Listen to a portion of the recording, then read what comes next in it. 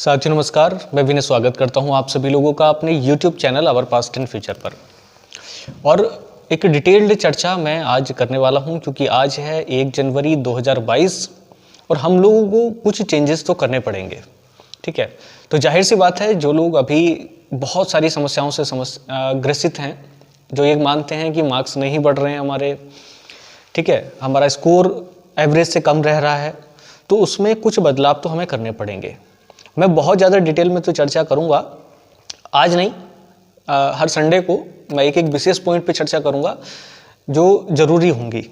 ठीक है, तो आज मैं एक वन बाय वन करके कुछ पॉइंट्स हैं जो आप लोगों के साथ में रख रहा हूं और इन चीज़ों को आप अच्छी तरीके से समझें और कैसे अपना स्कोर हम लोग बढ़ाएं और क्या गलतियां हम लोग कर रहे हैं अपनी स्टडी को लेकर के, वो थोड़ा सा समझें ताकि हमारा स्कोर आगे बढ़े और हमारा जल्दी से सिलेक्शन हो। तो हमने जैसे प्रॉमिस किया था कि अभी 1 जनवरी से हम लोग क्लास स्टार्ट करेंगे।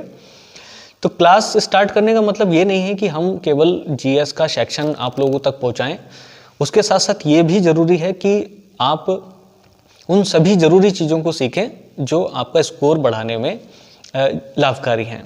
तो चलिएगा एक एक करके मैं बात करता हूँ। तो किसी ने सवाल पूछा था कि हम जो वन लाइनर जीएस है या वनडे एग्ज़ाम है उसको कैसे स्टडी कर सकते हैं, कैसे अपना स्कोर बढ़ा सकते हैं। तो मैं आज अपनी इसी वीडियो में इसी चीज़ को लेकर के थोड़ा सा बात करने वाला हूं। तो पहली बात जो आपको याद रखनी है वो ये है कि आप वन लाइनर के चक्कर में पड़े ना। जी बिल्कुल मैं सही कह रहा हूं, आप लोग इस चीज़ को थोड़ा सा ध्यान दीजिएगा। जब हम लोग अपनी स्टडी को वन लाइनर बुक से या किसी ऐसी चीज़ से जिसे हम नोट्स कहते हैं उससे शुरुआत करते हैं तो वो एक बिल्कुल गलत तरीका है हमारी स्टडी का।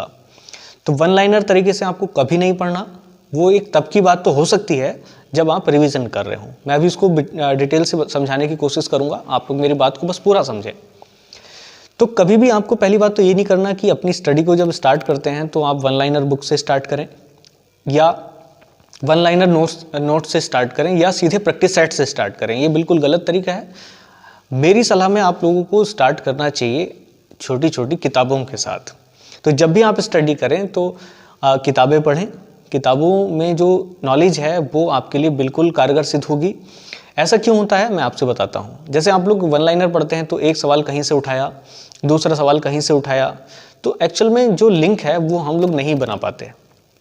ठीक है, तो चाहे प्रैक्टिस सेट से कर रहे हों या फिर किसी और चीज़ का, तो हम लोग क्या करते हैं कि उसमें घटनाओं का या इवेंट्स का हम लोग लिंक नहीं बना पाते हैं। तो बेहतर यह है कि आप लोग किताबों के सहारे ही अपनी स्टडी को आगे की तरफ लेकर के चलें। बात यह होती है, अब सवाल उठेगा कि कौन सी किताब पढ़ें, किस सब्जेक्ट के लिए कौन सी किताब बेहतर रहेगी। तो इस पे तो मैं संडे टू संडे विशेष चर्चा करूंगा ही, है नहीं। तो जो टॉपिक हैं आज तो मैं क्लोज में बता रहा हूँ, बस ये तरीके आप लोगों को फॉलो करने हैं। फिलहाल आप लोग अपनी तैयारी जो स्टार्ट कर सकते हैं वो लुसेंट से कर सकते हैं, क्योंकि लुसेंट का जो अपडेटेड वर्जन है अभी 2019, 20, 21 का, वो बहुत ज़्यादा स्पेशल है। और आप लोग देखेंगे जो पुरानी लुसेंट पड़े हुए हैं और उसमें और अब की जो नई लुसेंट आई है उसमें बहुत सारा फर्क है। तो आप लोग क्या करिएगा, सबसे पहली बात किताबों के सहारे आप काम करिएगा। दूसरी बात जो हमें ध्यान रखनी है अपने पढ़ाई में वो ये है कि हमें किसी के नोट्स नहीं लेने। ठीक है, नोट्स में मैं ऐसे नहीं कह रहा कि जो बड़े एग्जाम जो सेंटर वो हैं गाइड उनके नोट्स ना लें, मैं ऐसे नहीं कह रहा। लेकिन जो वन लाइनर नोट्स हैं वो किसी के ना लें तो ज़्यादा बेहतर है। करने को तो आप अपने हिसाब से करेंगे, ये तो मैं अपनी थेरेपी आप लोगों पे नहीं थोपने की बात कर रहा हूँ।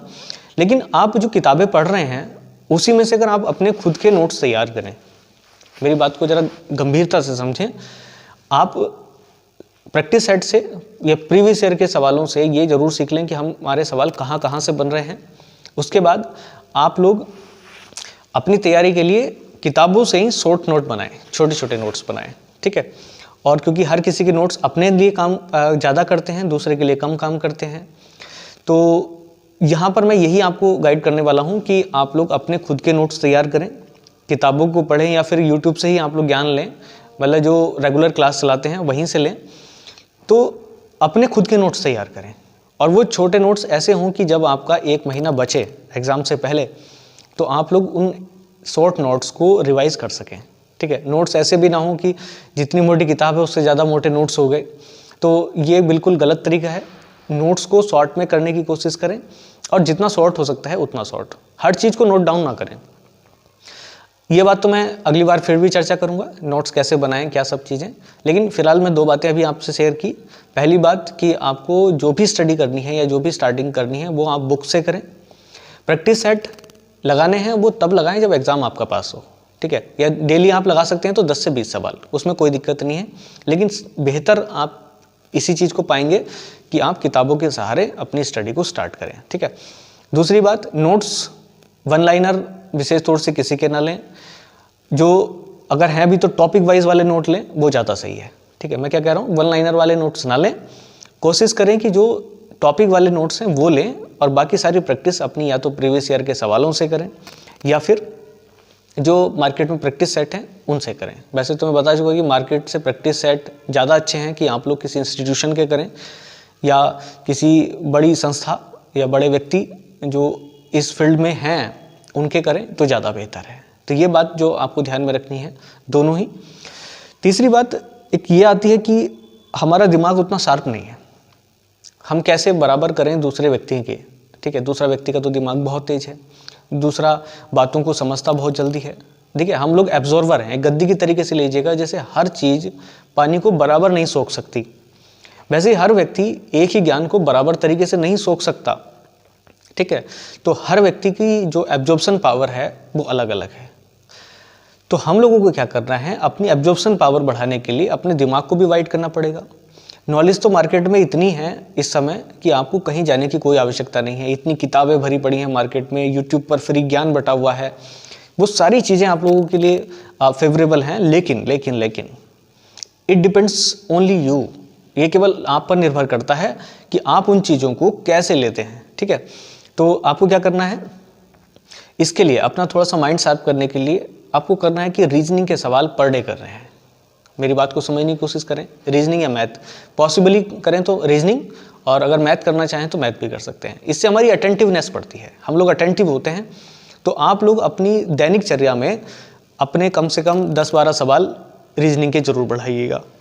तो वो जो कहते हैं ना कि 8 सब्जेक्ट के स्टूडेंट थोड़े से डाउन से होते हैं, तो एक्चुअल में उनको आदत हो जाती है कि बिना कलम हिलाए, बिना सीधे बैठे स्टडी कर पाएँ। तो एक्चुअल में वो पहले बैठ करके पढ़ेंगे इस तरीके से, फिर थोड़ा सा उल्टे हो जाएंगे, फिर और उल्टे हो जाएंगे और फिर धीरे धीरे नींद आ जाएगी।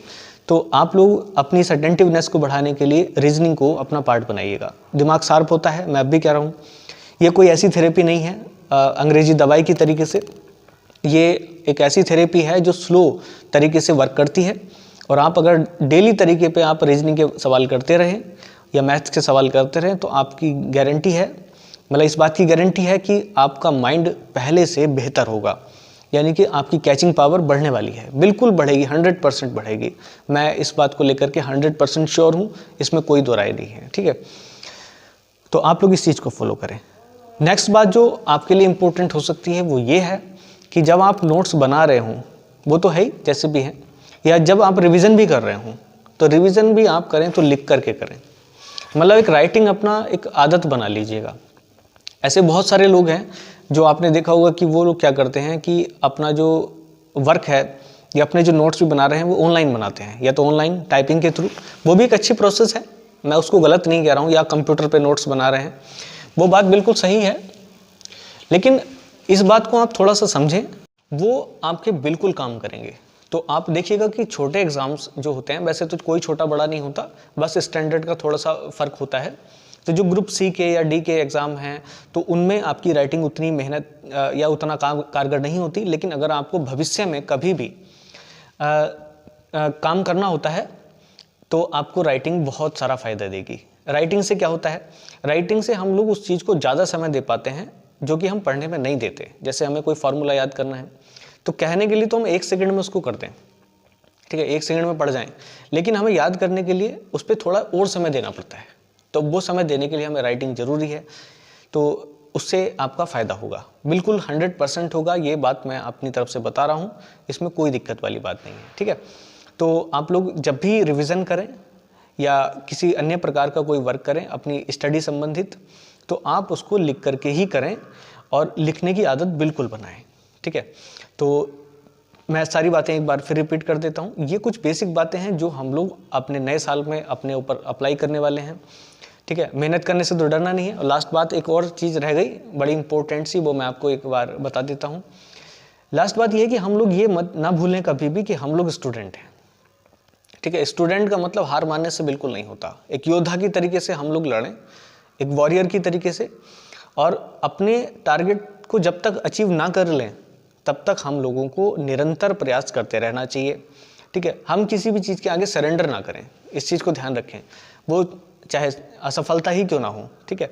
तो एक बार असफल होंगे, 2 बार असफल होंगे, 3 बार असफल होंगे, लेकिन ऐसा नहीं है बार बार हम असफल हो जाएं।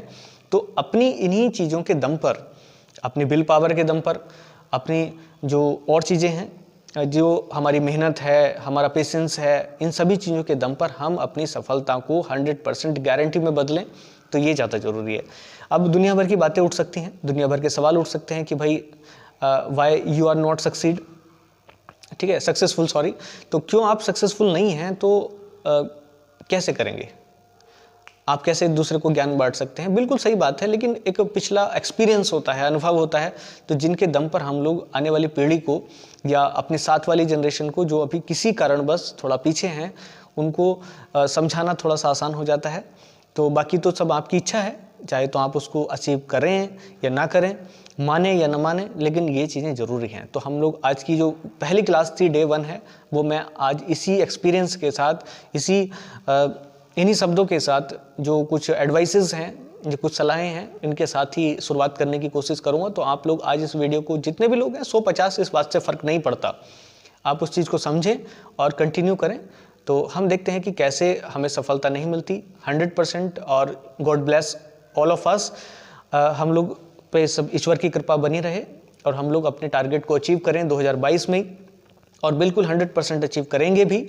ये बात मैं सत्यता के साथ या पूरे कॉन्फिडेंट के साथ कह सकता हूँ, ठीक है। तो ऑल द वेरी बेस्ट। कल से हम लोग अपनी क्लास को कंटिन्यू करेंगे, और क्लास में क्या शेड्यूल रहेगा वो आपको कल ही पता चल जाएगा।